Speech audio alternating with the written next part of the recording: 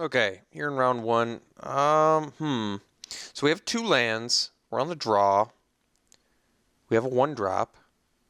I think we're gonna keep. There's a lot of draws that make this hand better. Like, yeah, I think this hand's fine. It's not as good as I would have liked, but I don't think I should mulligan it. Well, I'm not gonna keep back the envoy.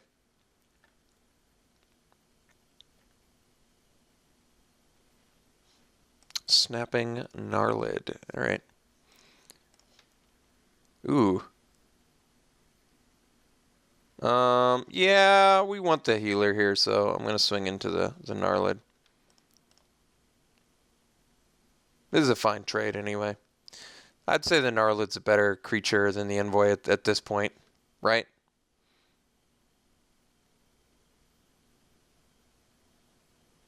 So I could actually go Transgress first, since he's going to be able to play 3-drops. I'm actually not opposed to that. Alright, let's do that. Oh my god. He's not playing anything anytime soon. Wow. Serpentine Spike is pretty good, but it's 7 mana. I think we gotta probably take out Workcaller, I guess. Jeez.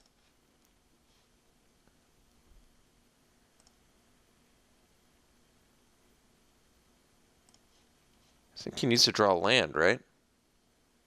Alright. So we know what he's got. He's not doing anything quickly.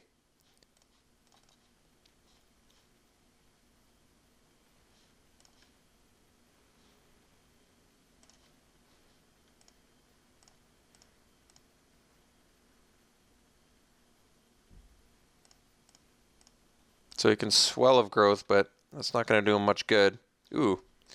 Little Sharpshooter. Never hurt no one.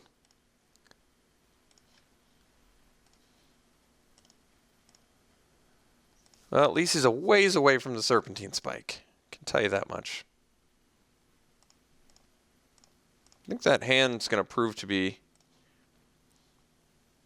pretty dangerous for him. No need to Inspired Charge yet.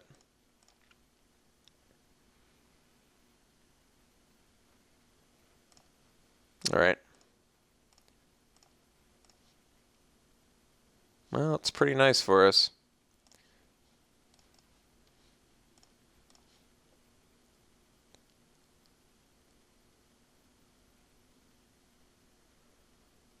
Pretty clear combat trick.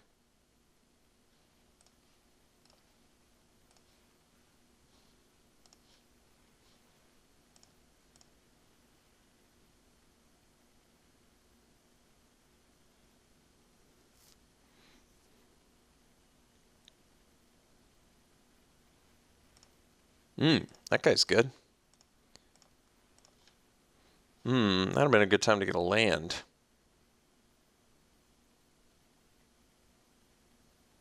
Well, I guess we just go Shadow Glider, pass. Set up for Demon's Grasp, Core Entangler, etc.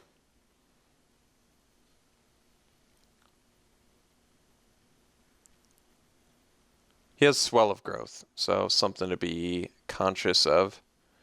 Which means Demon's Grasp is not going to do it, but Core Entangler will.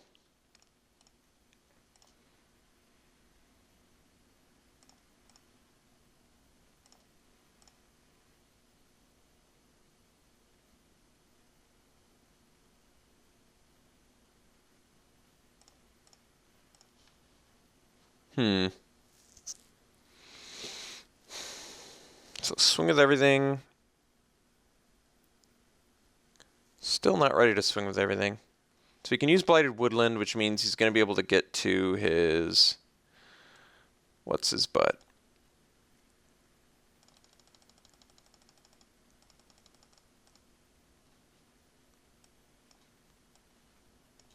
He's going to be able to get to... He can play...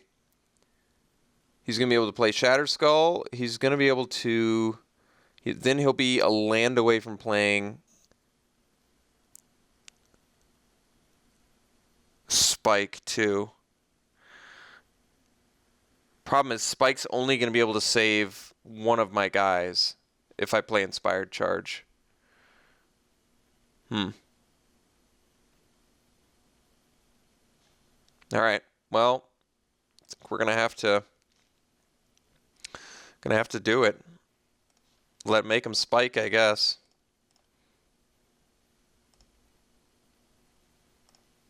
The land there would have been pretty insane. So now my opponent's just going to be a land away from Serpentine Spike, but we'll see how he does the damage. I guess it makes more sense to just focus since I can only save one guy anyway.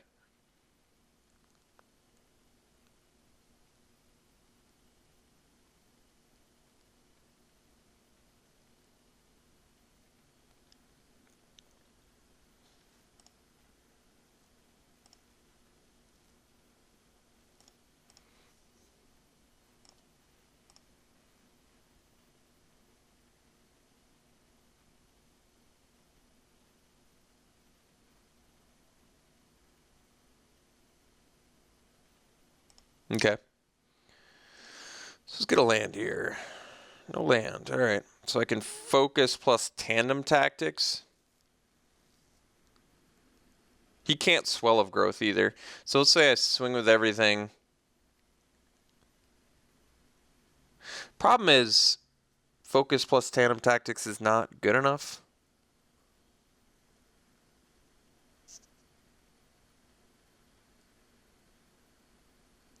I feel like I can save all of my guys from a spike, though, if I leave up tandem tactics and focus.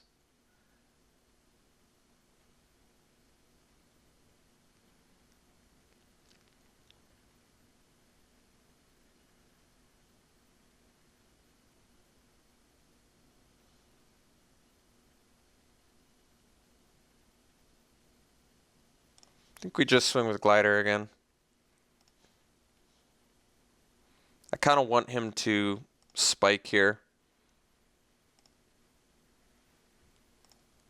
So then I can protect my guys, gain some life.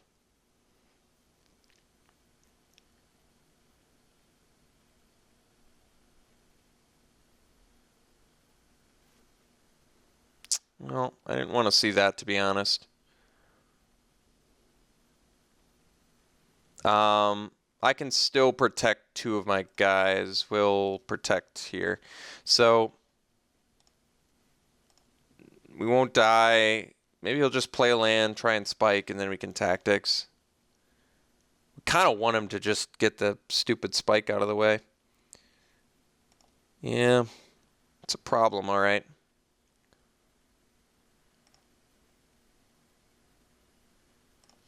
So I can double block Wanderer and Tandem Tactics, and he can only kill one thing. I probably have to do that. I didn't want to do that, but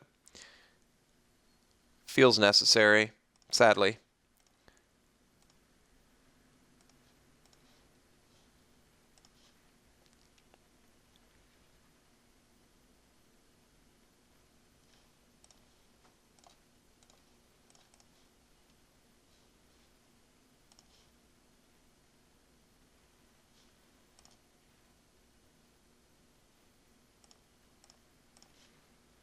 Still can't get that land, sadly.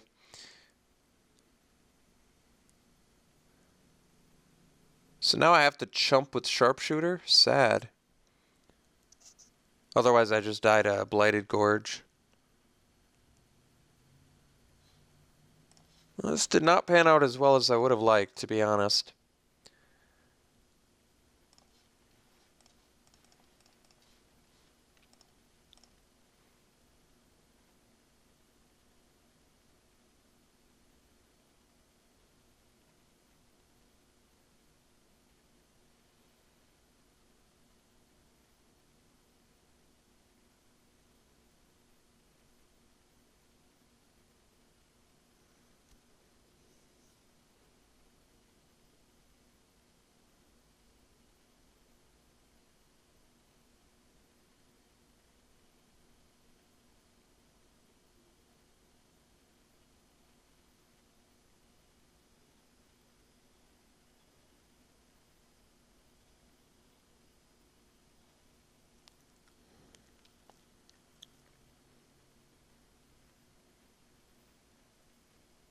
Yeah, it's not what I wanted to see, but that's the way the cookie crumbles. Alright, so I'm dead. Might as well not show him anything. Yep, we'll just concede it. That sucks, but just couldn't get the 5th land. So definitely punished for running 17 there, but the vast majority of our deck is 4 or less, so just happening to have 3 of our 4 cards in our deck that required 5 or more and not finding the 5th land was definitely a big bummer. But bummers happen, so gotta get over the bummers in the game. Let's just go to game 2. Hopefully draw a little bit better. Had ample opportunities to beat our opponent there, but just could not capitalize enough, sadly for us and fortunately for our opponent. So hopefully in game 2 we can do a little bit better.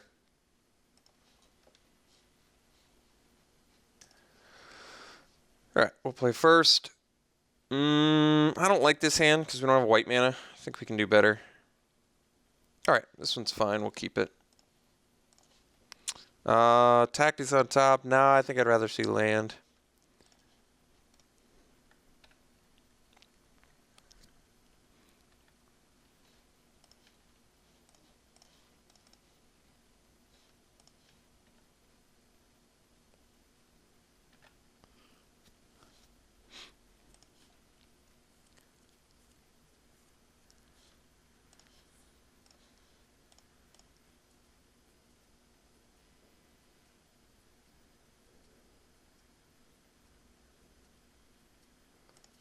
All right.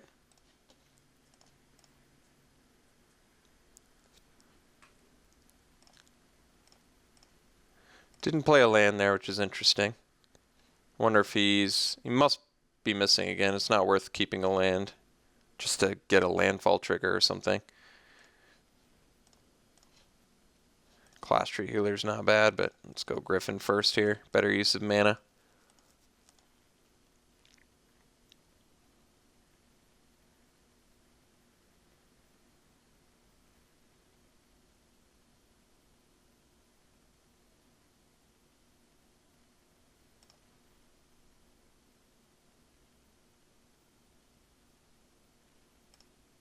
It's a lot of snapping Gnarlids.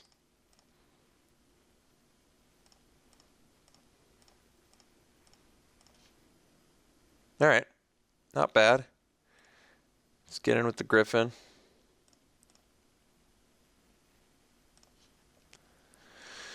And we go Healer plus Envoy.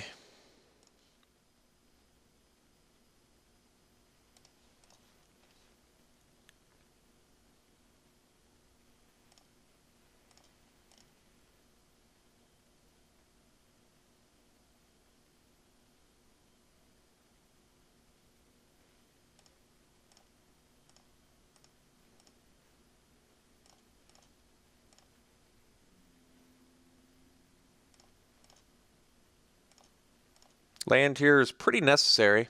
If we get land, though, we're in good shape. Alright, didn't get the land, sadly, but what can you do? Land there would have been absolutely insane. Really would have been insane. I don't know what else to say.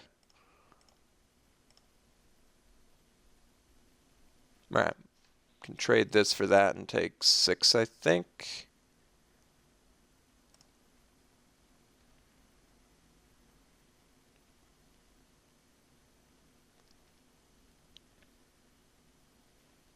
Yeah, I didn't want to see that, but it's just the way it happens. Definitely didn't want him to have a follow-up play. Need a land here. Got the land, but definitely late. Sadly late. All right. So clearly tap that down. Say he cracks back, plays a land, cracks in for... Yeah, I'm going to have to leave something back, which is really thoroughly disappointing. I think we're probably just going to swing with these two, which I'm not happy about, but sometimes you got to make attacks in plays that make you unhappy.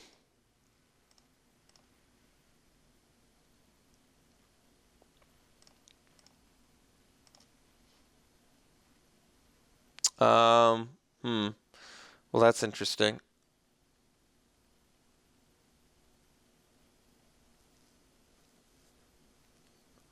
Guess if he's missing his land drop, we can take 4 here. I don't really want to trade my 3/4 for a 4/3. We're a land away from Felidar Sovereign too, which is certainly not irrelevant. In fact, I would go as far as saying it's super relevant. Oof, man, that is painful. Can I even? I don't even think I can attack here. That is really painful, guys. Like I said, our deck is running 4 cards that are 5 mana or more. So seeing 3 out of 5 of them in the top 14 cards is just really, really harsh.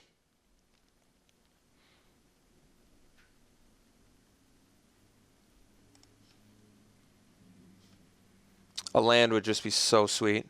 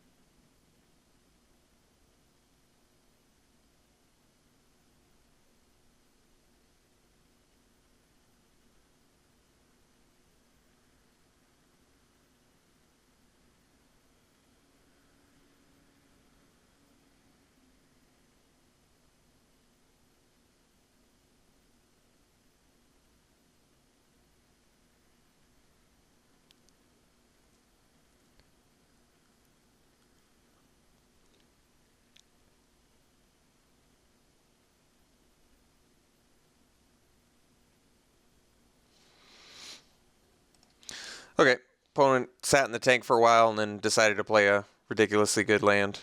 Not sure why it took so long to make that decision, but in my opinion, it seems like a pretty obvious play, right? But he did finally get on board with it since it was clearly the right play.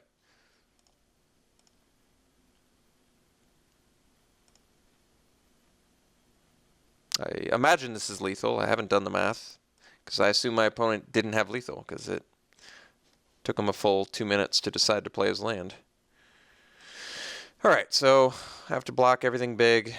There's no chance I can survive this, right? Oh, I guess I could have taken... Wait, how would I not die? 4 blockers for your 4 biggest guys, and then I still die? So I don't know how I wasn't going to die from that. But regardless, we have to do a bunch of blocking here. So let's figure this out. We can go... We're going to have to do some chumping at the very least. So we can eat first strike guy, but that doesn't seem all that good. I guess we can go like this,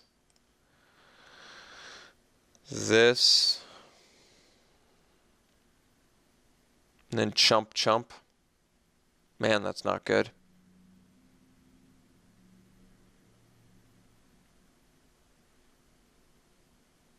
No choice. Otherwise, it just takes 6. Yeah, it's a bummer.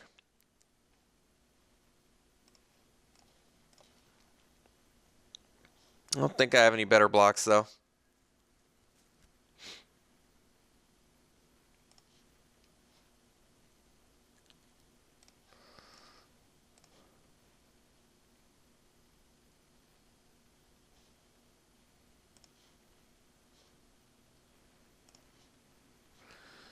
All right. Pretty rough shape. Need a land. Still need a land. All right. I think Sovereign is actually the right play now. Because if he can't answer Sovereign, we can, at the very least, start attacking and gaining life. If I play the Angel, I'm trying to think if that's better. I gain 3, I go to 6. That seems more dangerous, especially if he has like Outnumber. If he has Outnumber with this, at least he can't kill Sovereign. I think this is right.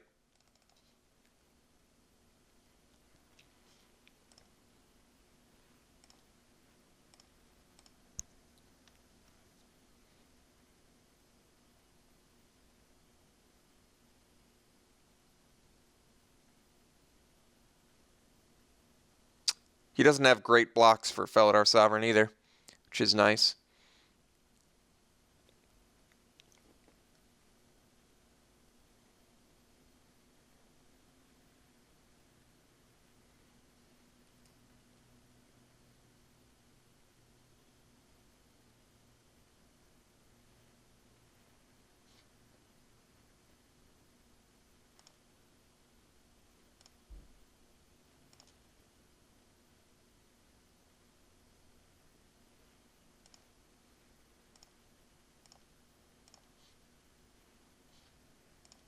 Well, at least Felidar Sovereign's doing some work for us. All right, I can play Angel here. And I think we even get to tap the Beastmaster. And he has to triple block it, which means we can kill, I guess, only 2 guys for Felidar Sovereign, which is not a great trade. Does that mean I can swing? Well, if I swing with all 3, what does that do? Brings us up to 11. He has to triple block Sovereign to kill it, which means he's going to take 5. He's going to be left with... I'd kill I guess, a Gnarlid and a Stonewaker. So he's left with an Invoker that he can't activate next turn, a Stonewaker, and a Beastmaster. Where does that leave me? That leaves me with an Angel of Renewal staring down a Stonewaker and a Beastmaster, which means even if he plays a land and makes a dude, the max I would take would be 5, 8, 10. Otherwise, I can leave Sovereign back.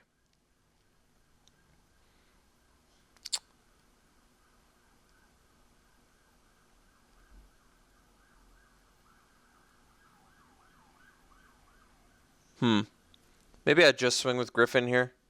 I don't think it's worth trading a Sovereign for a Gnarlid and a Stonewaker. He could play a land, make a dude, kill Sovereign with Outnumber, but we're going to lose to Outnumber, I guess, is what the position I'm putting myself in. I just don't like trading a Felidar Sovereign for a Gnarlid and a Stonewaker. It doesn't feel like a particularly good trade.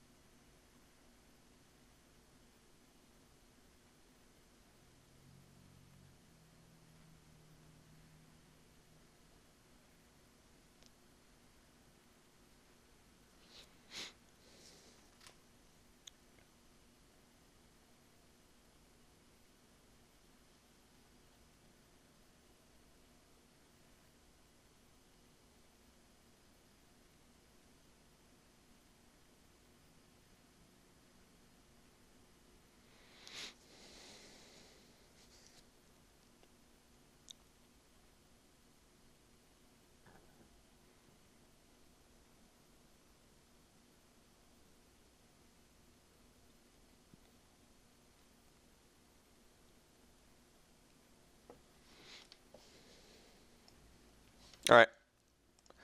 Opponent thought a little bit longer, played another land, not paying for landfall abilities.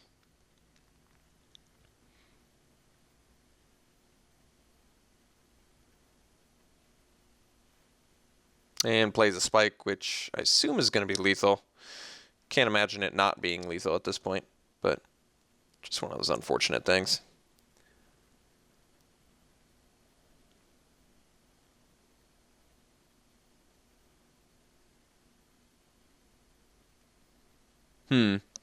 So can I afford to not block Beastmaster? That is the question. My opponent's got 1 card left. What happens if I feel like I feel like I lose pretty much. I feel like I'm dead to spells, dead to lands. I'm kind of in that spot, right? If he plays a land, he has this and this and this and all this. So I'm in a bad spot. I'm in a bad spot.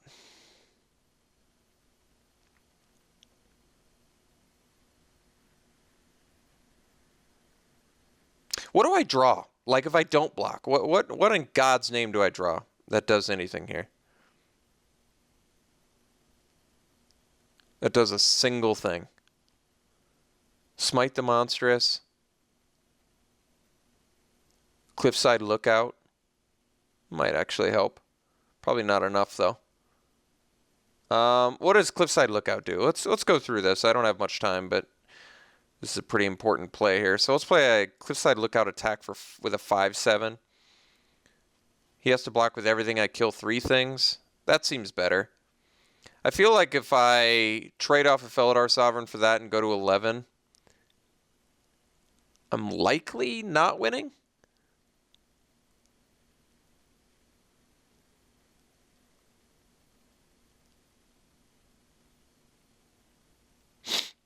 Am I likely not winning either way? Is that really what this game has come to? Like, what's my out if I double block?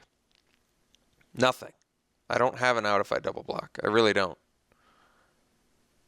Do I have combat tricks I could draw? I could draw a Lithomancer's Focus. I think I have more ways to draw if I leave my Felidar Sovereign alive. I'm just going to go to 2. Yeah, it's horrible, but yeah, whatever. I'm dead to lands. My opponent's ripped a lot of lands, so not a good draw, unfortunately. In fact, I would go as far as saying it was a really awful draw, but that's okay. So now I definitely can't attack.